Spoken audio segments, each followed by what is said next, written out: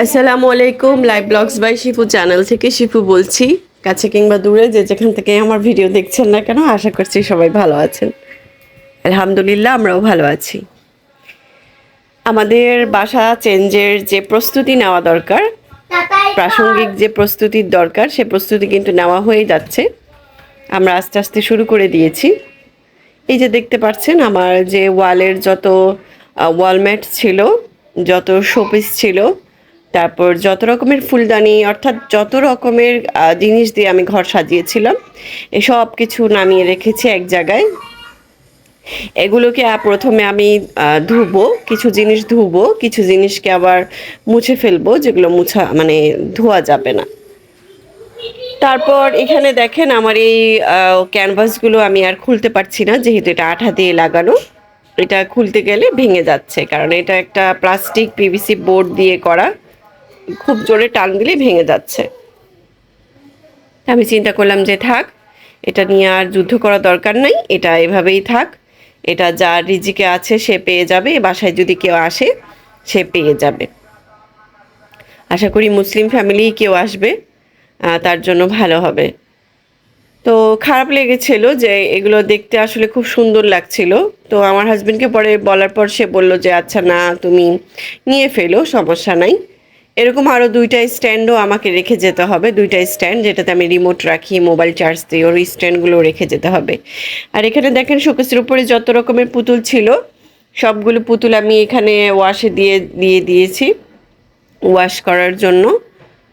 এগুলো ওয়াশ করে একবারে বন্দি মানে বস্তাবন্দি করে ফেলবো। তারপর একবারে ওই বাসায় গিয়ে ইনশাল্লাহ খুলবো।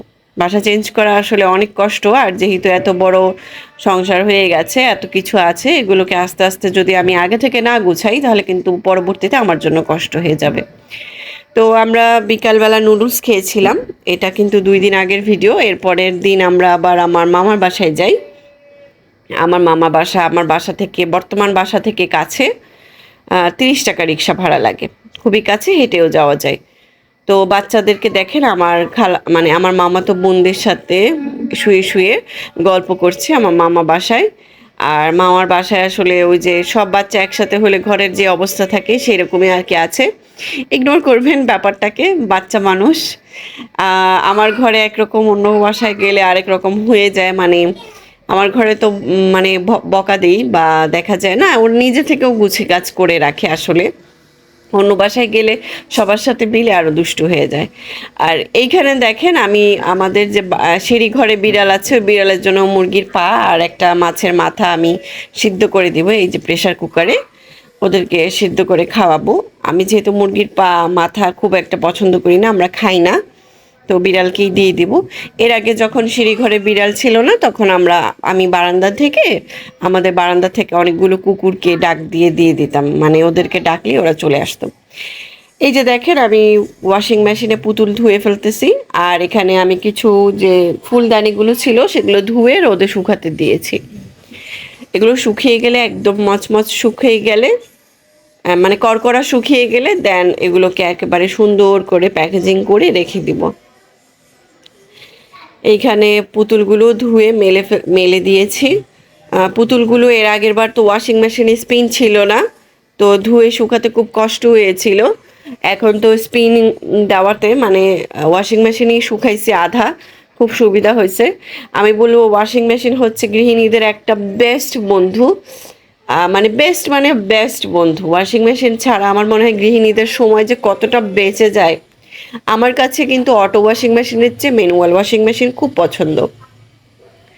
আহ, কারণ হচ্ছে ম্যানুয়াল ওয়াশিং মেশিনের বডিতে হাজার পানি লাগলেও কখনো জং ধরবে না, আপনার বডিতে ময়লা পড়লে আপনি ইজি ওয়াশ করে ফেলতে পারবেন।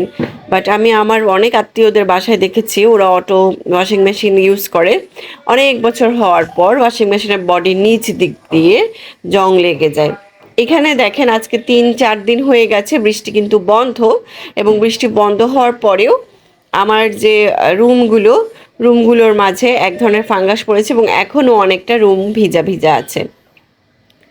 ভিডিওটা করেছিলাম আমার ফ্রেন্ডদেরকে দেখানোর জন্য। আমার ফ্রেন্ডরা আমাকে বলছিল যে কিরে তুই এত কেন বাসা পাল্টাচ্ছিস, এত বাসা এতবার কেন চেঞ্জ করতে হচ্ছে। তো ওদেরকেই দেখানোর জন্য আমি আসলে ভিডিওটা করেছিলাম। তো আমি ভাবলাম আপনাদের সাথেও আরেকবার অ্যাড করে দিই, আপনারা তো কম বেশি সবাই জানেন।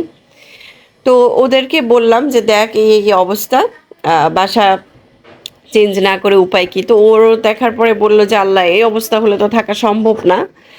তো এটাই আর কি, আমি বললাম যে আসলে আমার রিজিকে এই বাসাটা সয়নি, বা আমার হয়তো আসলে আমাদের রিজিকে এই বাসাটা এতটুকুই ছিল, এটাই বলবো আমি। বাসাটা আমার খুব পছন্দের বাসা ছিল। তো এই হচ্ছে বাসার নমুনা, সব কিছুই একেবারে ফাঙ্গাস পড়ে অবস্থা খারাপ। তারপরে ফাটল দিয়েছে। আর ছয়তলার কাজ না ধরা পর্যন্ত মানে ছাদের গরমটা কম পাবো না, ছাদের গরমটা খুব ভালোই পাচ্ছি, মানে ফ্যান চলাকালীনও আমার বাচ্চারা ঘেমে যাচ্ছে। তো এই বাসা যখন নেই তখন আমাদেরকে সবাই বলেছিল, আমার শ্বশুর গোষ্ঠীর সবাই বলেছিল যে তুমি কেন বারবার টপ ফ্লোরে যাও, টপ ফ্লোরে কেন নাও। আমার হাজব্যান্ড তখন বলছে যে টপ ফ্লোরে আসলে নেই, ভাড়াটা একটু কমের জন্য, আর এটা তো টপ ফ্লোর থাকবে না, ছয়তলার কাজ ধরবে। তো দেখেন আমরা কিন্তু এই বাসাটায় উঠেছিলাম গত 2023 আগস্টের 25 তারিখ। আজকে বরাবর 1 বছর হয়ে গেল। আজকে সেপ্টেম্বরের 1 তারিখ, 1 বছর পার হলো। 13 মাস থাকবো আর কি এই বাসায়, এটাই আল্লাহ যদি চান। তো যেটা বলতে চাচ্ছিলাম যে আসলে বাসাটা আমাদের কপালে রিজিকে এতটুকুই ছিল। আর টপ ফ্লোর তো আমরা ভাবিনি যে টপ ফ্লোরই থেকে যাবে, ছয়তলার কাজ তো ধরার কোনো নামই পেলাম না। আর এইখানে যে রডগুলো দেখালাম গ্রিলের, জানালা গ্রিলের যে গ্রিলগুলো দেখালাম, সেগুলো কালার করেনি বলে অল্পতেই আমার পর্দাতে দাগ লেগে যাচ্ছে। কারণ যেহেতু ওই বাতাসের ছিটাতে পানি যখন আসে, বৃষ্টির পানি, তখন আমাদের পর্দাতেও লেগে যাচ্ছে। আর এ হচ্ছে কমন ওয়াশরুম। কমন ওয়াশরুমের অবস্থা আরও খারাপ, মানে কোমোটে বসার যে সারফেসটা, এই সারফেসটা পুরাই টুপ টুপ টুপ টুপ করে পানি পড়ে, পানি পড়ে একদম ভিজে একাকার হয়ে যায়। এখনো কিছু করার নাই, ছেড়েই তো দিব। আর দেখেন যাওয়ার আগ দিয়েই মানে আমার যে বাচ্চাদের রুম 3 নম্বর বেডরুমটা, সেটার 2টা হোল্ডারই লাইট জ্বলে না। তো আমার হাজব্যান্ডকে বললাম, আমার হাজব্যান্ড বললো যে থাক, এখন স্যারকে কিছু বলা দরকার নেই, আমাদের বাড়িওয়ালাকে তো আমরা স্যার ডাকি, যেহেতু উনি উন্মুক্ত বিশ্ববিদ্যালয়ের প্রফেসর, ওনাকে স্যার ডাকি। তো ওনাকে আর বলিনি। আমার হাজব্যান্ড বললো থাক, চলেই যাবো, আর কিছু বলা দরকার নেই, এটা এখন নষ্ট হয়ে গেছে, চলছে না কেন জানি না। তো এই বাসায় আসার পর প্রথম যেটা প্রবলেম ফেস করেছিলাম, ওই কমন বেডরুমের ওই হোল্ডারগুলোতে প্রবলেম ছিল। তো হোল্ডারগুলোতে লাইট জ্বলতো না। এখন যেহেতু ভিতরে মানে দেয়ালের ভিতরে পানি যাচ্ছে, পানি যাওয়াতে কিন্তু এখন সমস্যাটা বেশি দেখা দিচ্ছে। তো বাসার সমস্যা আসলে প্রথম দিকে ধরা যায় না, এটা বাসা ব্যবহার করতে করতেই ধরা যায়, বোঝা যায়। তো এটাই বুঝতে পারলাম, এই বাসার থেকে এটাই শিক্ষা নিলাম যে প্রথমে একরকম দেখলাম, পরবর্তীতে আরেক রকম। এখন যে বাসায় যাব জানি না ওই বাসার বাড়িওয়ালা কেমন হবে, উনি কি করবেন। এখানে দেখেন রাইস কুকারে ভাত দিয়েছিলাম 2 পট, আজকে 2 পটের ভাত রান্না করেছি। এটা আমার 1.5 লিটারের একটা রাইস কুকার। এই 1.5 লিটারের রাইস কুকারে 2 পট ভাত দিলে আটেনি, মানে আটছে না, কোনো রকম হয়েছে। তো এটা আসলে আমি দেখার জন্যই দিয়েছিলাম যে 2 পটের ভাত এটাতে হয় কিনা, দেখলাম যে না, হবে না, 1.8 যেটা সেটাতে হবে। এটা কালকে মানে গতকালকের সন্ধ্যার ভিডিও। এটাতে দেখেন আমার হাজবেন্ড নিউ মার্কেট গিয়েছিল, আমার কিছু কসমেটিক্স শেষ হয়ে গেছে, সেগুলো আনার জন্য। তো ওইখানকার নিউ মার্কেটের যে একটা দোকান আছে, আমি ঠিক ঠিকানাটা বলতে পারবো না, তবে এমনি চিনি। ওখানে টিকিয়াটা আমার মানে কাবাবটা আমার খুব পছন্দের, আর চপটাও আমার খুব পছন্দের, তাই ও ওখানে গেলেই নিয়ে আসে। আর এই যে দেখেন আমার ঘরের যেই শোপিসগুলো, ওয়ালমেটগুলো, সেগুলো আমি আস্তে আস্তে এখন প্যাকেজিং করব। এবং আমি কিভাবে প্যাকেট করছি দেখেন, মানে এটা যেহেতু গ্লাসের মাঝখানে আমি প্লেট রাখার যে প্লেসম্যাটগুলো, সেই প্লেসম্যাটগুলো দিয়ে অসম্ভব রকমের ঠান্ডা লাগছে আমার, কি বলবো। আমি এই যে কথা বলতেছি, নাকায় নাকায় বলতেছি, খুবই ঠান্ডা লাগছে। আসলে ওই যে গরম থেকে লাগছে, এই বাসায় তো বললাম অনেক গরম, গরমের দিনে একটু কষ্টই পেয়েছি। আর যাই হোক, গরমটা আমি সই নেই, কোনো সমস্যা না। মেইন সমস্যা ওই যে বলেছি পানির জন্যই। যাই হোক, এখানে দেখেন আমি যে ওয়ালমেটগুলো মানে যেটা গ্লাসের, ওইগুলো আমি এখানে মানে ক্যানভাসগুলো ওগুলো আমি গ্লাসেরগুলো এই একটা পাপোশে ভিতরে নিয়ে ফেলি। আর এটা হচ্ছে মাফিন কেকের একটা খালি বক্স, এটাকে আমি ফেলি নাই, আমি এটাকে বুদ্ধি করে আমার যে লতা পাতা, তারপরে আমার একটা ঘড়ি ছিল খুব সুন্দর, এই ঘড়িগুলোকে এটার ভেতরে ঢুকায় রাখি। এই যে দেখেন ঘড়ি, তারপরে আরও আনুষঙ্গিক আরও অনেক কিছু এটার ভিতরে রাখি যাতে সেফ থাকে।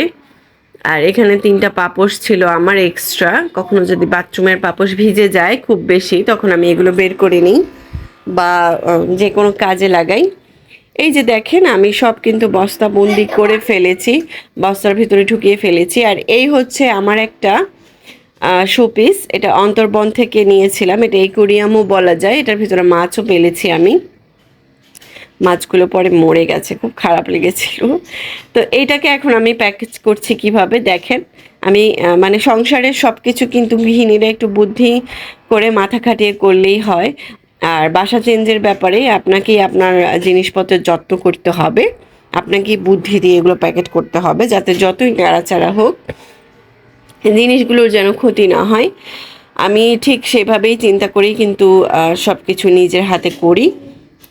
আই হোপ যে আমার এই ভিডিও থেকে আপনাদের অনেক কিছুই উপকারে আসবে, কারণ অনেক আপুই আছেন, ভাবি আছেন, ভাইয়ারা আছেন, আপনারা খালারা আছেন, আন্টিরা আছেন, আপনারা বাসা চেঞ্জের সময় বুঝতেই পারেন না কোনটা কিভাবে গুছাবেন।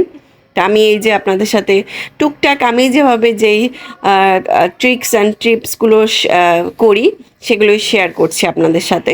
তা আমার ভিডিওটা যদি একটু হলেও উপকারে আসে, আপনাদের কাছে ভালো লাগে, ভালো লাগা কাজ করে, আপনারা যদি আমার কাজকে ভালোবাসেন, আমাকে ভালোবাসেন, প্লিজ আমার চ্যানেলটিতে একটা সাবস্ক্রাইব করে যাবেন, আমাকে সাপোর্ট করবেন। এবং আমি চেষ্টা করি আমার কথা না, আমার কাজকে দেখে যেন আপনারা আমাকে ভালোবাসা দেন, আমাকে ভালোবাসেন। আমি সেই জন্যই কিন্তু আমার নিজের যা জ্ঞান আছে সেই সব কিছুই কিন্তু আপনাদের সাথে শেয়ার করি, শেয়ার করার চেষ্টা করি। আর আমি মনে করি যে আমারও শেখার শেষ নেই, আমি যা কিছুই নতুন শিখবো সব কিছুই আপনাদের সাথে শেয়ার করব, আপনাদের কাছ থেকেও নিব। তো এটাই হচ্ছে কথা। আমার চ্যানেলটি যদি ভালো লাগে প্লিজ সাবস্ক্রাইব করবেন, আর একটা লাইক দেবেন, কমেন্ট করবেন, নোটিফিকেশনের বেল বাটনটা অবশ্যই ক্লিক করবেন যেন আমি নতুন কোনো আরও ভিডিও নিয়ে আপনাদের সামনে আসতে পারি এবং আপনারা যেন সাথে সাথে নোটিফিকেশন পেয়ে যান। এখানে দেখেন ফুলদানিটা আমি এভাবে বেঁধে নিয়েছি, কারণ ফুলদানিটা যদি আমি এমনিই রেখে দিতাম তাহলে এটা একটা পর্যায়ে যখন প্যাকেট করব তখন এদিক সেদিক ছড়ায় ওইভাবেই বাঁকা হয়ে থাকতো। তো এটা যদি স্ট্রেট থাকে সেই জন্যই আমি এর মধ্যে সুতা অথবা রাবার বেঁধে দিচ্ছিলাম যাতে এগুলো নষ্ট না হয়। আর এগুলো একটা পলিতে করে রাখছিলাম, এটা কিন্তু পলি করেই যাবে না, আমার হাজব্যান্ড এখনও কার্টুন কিনে আনেনি, কার্টুন কিনে আনলে এগুলো সবগুলো কার্টনের ভিতরে আমি রেখে দিব। আর শোকেসের জিনিসপত্র এখনও গুছগাছ করতে পারিনি যেহেতু কার্টুন আনেনি, গ্লাসের জিনিসগুলো যেদিন গুছাবো ওগুলো আপনাদের সাথে শেয়ার করব। তবে একটা টিপস বলে দিই, গ্লাসের জিনিস যাদের ঘরে ঢাকনা সহ বালতি আছে সে বালতিতে নিয়ে পাল্টাতে পারেন, আর যাদের ঘরে ঢাকনা সহ বালতি নেই তারা কার্টুন নিতে পারেন, কার্টুনে করে নিয়ে যেতে পারেন। আর কার্টুন আরও আনুষঙ্গিক কি কি আমি আমার ঘর বদলির জন্য কিনেছি সেগুলো নেক্সট ভিডিওতে ইনশাল্লাহ কোনো এক সময় শেয়ার করব।